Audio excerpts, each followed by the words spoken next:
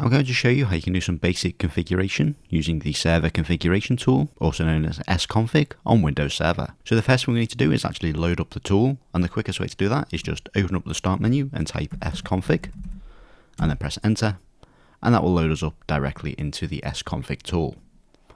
Now this is the exact same tool that is used on Windows Server Core Editions. It is also included on the Windows Server GUI editions. You just need to open it using the command. Now there's a couple of things we can do in here, such as add or remove the server from a domain and changing the server name.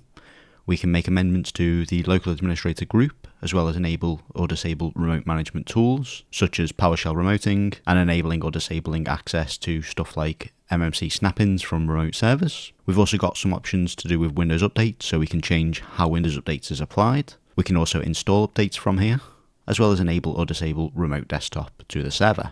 We can also change network settings, such as IP addresses of network cards, and modify DNS settings, whether it's on DHCP or a static DNS address. We can modify the time and date of the server, as well as modifying any telemetry settings by either enabling or disabling them. And then we can modify the Windows activation state by adding or removing license keys. So to access any of these options, all you need to do is press the corresponding number. So I'll press option 6 for install updates, and then press enter, and that will take you into the install updates pane. We can then search for updates by just pressing 1, and this will search for all of the updates that are available.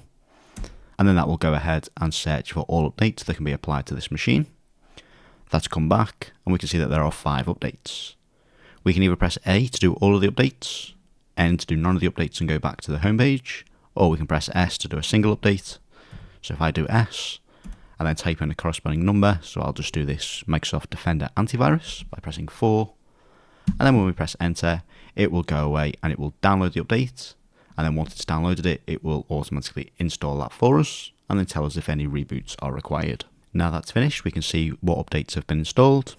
We can see that no restart is required, and then we can just press enter to continue. The next thing I use this for is setting up the network settings for my network cards. So if we press option 8, and then we can select the index for the network cards we want. I want this primary network card, so we can just press 1. And then we've got the option to set the network adapter address and then set the DNS servers. So if we press 1, we can then set a static address by pressing S, and then just typing in the IP address that we want. And then press enter. We can then do a subnet mask, and then enter, and then a default gateway, and then press enter. That's then changed our IP address. So if we do enter again, we can then go back into the network settings, select the same adapter, and then set the DNS service by pressing 2. And then type in the DNS server that we want. I've only got one DNS server, so we can just press enter to set the second one as blank, and then enter to go back to the main menu now that has been done. So installing Windows Updates and setting the network adapter settings are the main things I use this for, as well as when I configure a brand new server, I can add it to the domain by just pressing 1 and then enter. We can then press D for a domain join, and then enter the name of the domain that we want to connect the server to. We can then specify a username, which has permissions to add the server to the domain, and then the password for that account, and then that will go ahead and join it to the domain for us. We've also got the option to change the machine name, so if we press Y, we can then change the name before it gets added to the domain. Then we can give it a new name, and then press enter, set the password again, and then it will say that the changes will come into effect after a restart. So if we just give it a reboot, that should go ahead and add it to the domain for us.